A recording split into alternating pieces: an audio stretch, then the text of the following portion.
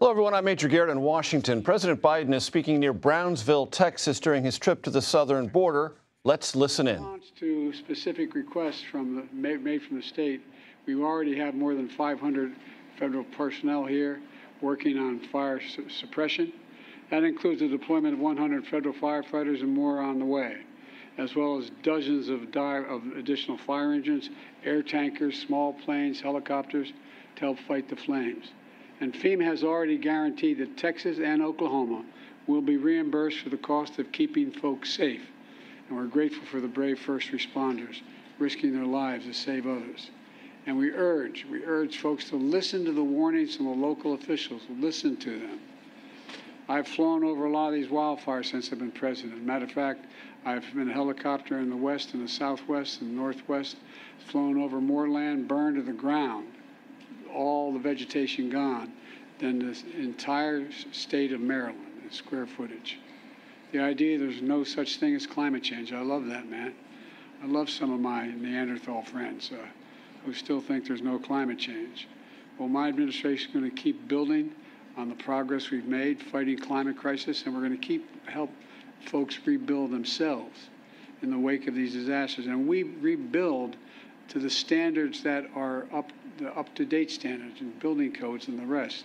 Because if you fly over these areas that are burned to the ground, you'll see in the midst of 20 homes that are just totally destroyed, one home sitting there because it had the right roof on it. And anyway, since I took office, FEMA's provided Texas alone over $13 billion in 3 years in disaster relief after fires and winter storms across this state. And when disasters strike, there's no red state or blue state where I come from.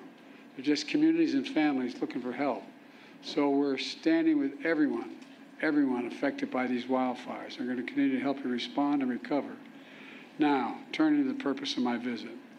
I want to thank Congressman Gonzalez. There you are, pal. I thank him.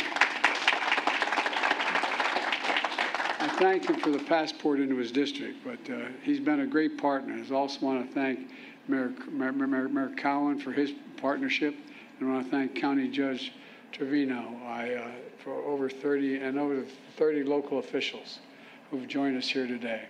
No one works harder for a safe, secure border than all of you. And Secretary Mayorkas has joined us today, and he's joined by 7 mayors and cities and towns across South Texas. 4 county judges here from across the state. I told the county judge that I used to be a county official. It's the hardest job in American politics. You know why? They think you can do everything, you don't have the budget. So anyway.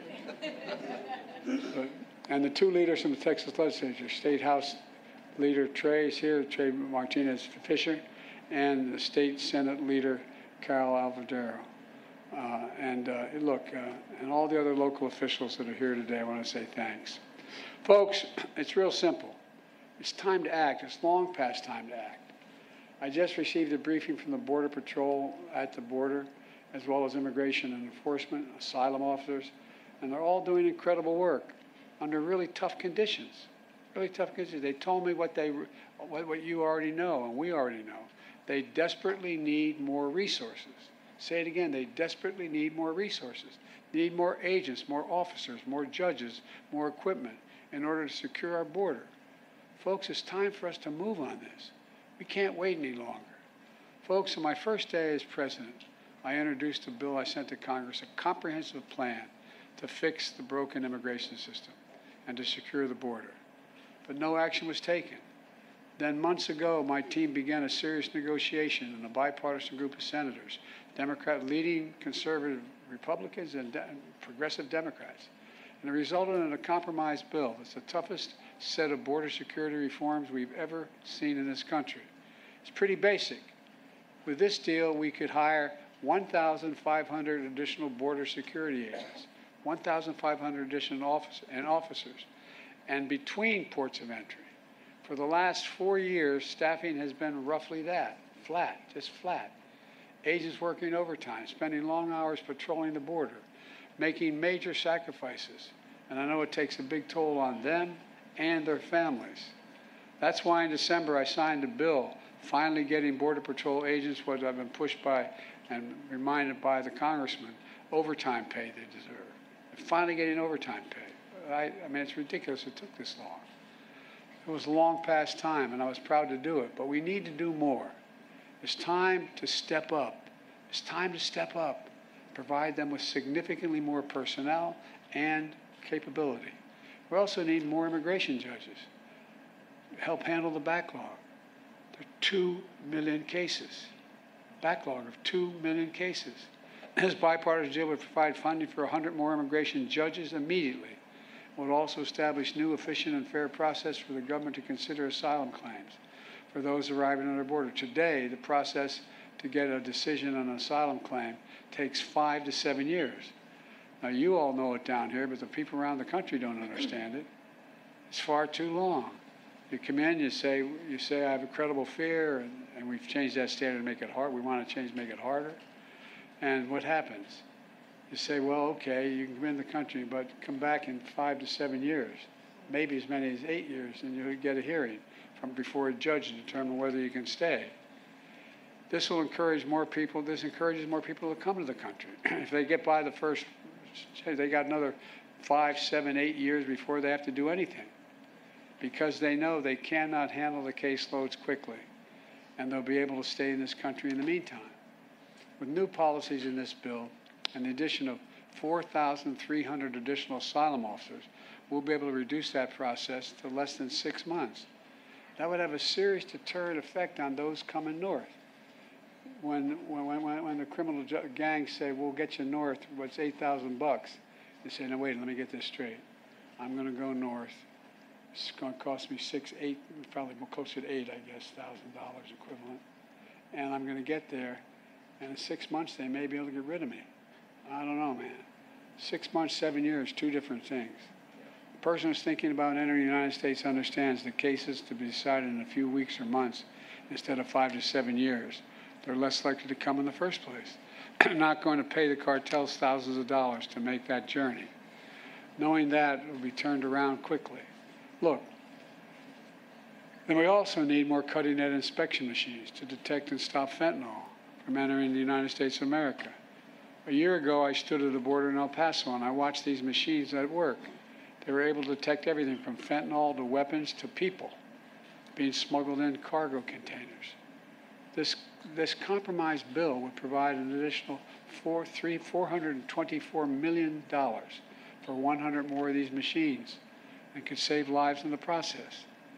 This compromise legislation will also give me as president, or the next president, emergency authority to temporarily shut down the border between ports of entry when the numbers of immigrants and migrants, overwhelm the border, straining the Border Patrol's ability to process them.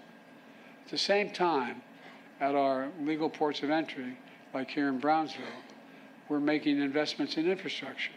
My bipartisan infrastructure law is going to provide nearly $4 billion new dollars to boost security, to ease waiting times at land and ports of entry like Brownsville. And I want to thank again Congressman Gonzalez for helping me get that through and get it passed as the law. That you get the money that's how you got the money for the Gateway Bridge from that fund. Folks, the bipartisan border security deal is a win for the American people. And it's a win for the people of Texas, and it's fair for those who legitimately have a right to come here to begin with. It's a win for the people of Brownsville, and I believe that's why the Border Patrol Union endorsed it. I believe that's why the National Chamber of Commerce endorsed it, not known as a Democratic organization with a capital D. Look, and that's why the Wall Street Journal endorsed it as well. This is a truly bipartisan initiative. That's why the bipartisan South Texas Alliance of Cities endorsed it. Folks, I didn't get everything I wanted in that compromise bipartisan bill, but neither did anybody else. A compromise is part of the process. That's how democracy works. That's how it's supposed to work. Compromise is a very positive step on a critical issue for the country, all those issues for the country. And folks here in Brownsville and all along the border know that. We need to have their backs, your backs.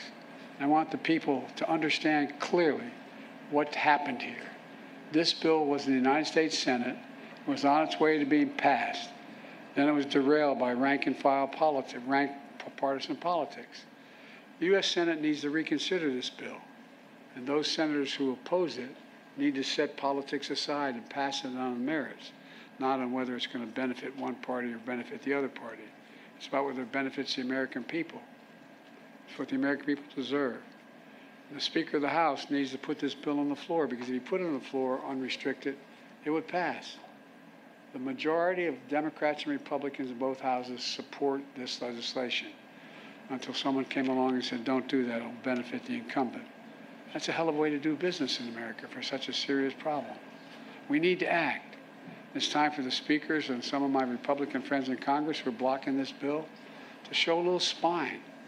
Pass a bipartisan, remember, bipartisan. Conservative leaders supported this border security bill. Let's remember who we work for God's sake.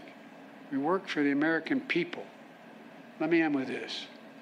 I understand my predecessor is an Eagle Pass today. So here's what I would say to Mr. Trump.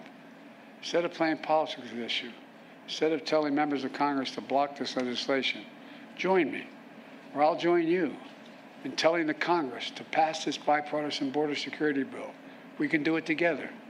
You know and I know it's the toughest, most efficient, most effective border security bill this country has ever seen. So instead of playing politics with the issue, why don't we just get together and get it done? Let's remember who the heck we work for. We work for the American people, not the Democratic Party, the Republican Party. We work for the American people. And let's remember who we are. We're the United States of America. No, I mean this. Think about this. There's nothing beyond our capacity. Nothing when we work together. And if all things we should be working together on is this, we have the formula to get it done. God bless you all, and may God protect our Border Patrol, and God protect our troops. Now I'd like to turn this over to Secretary Mayorkas. Thank you.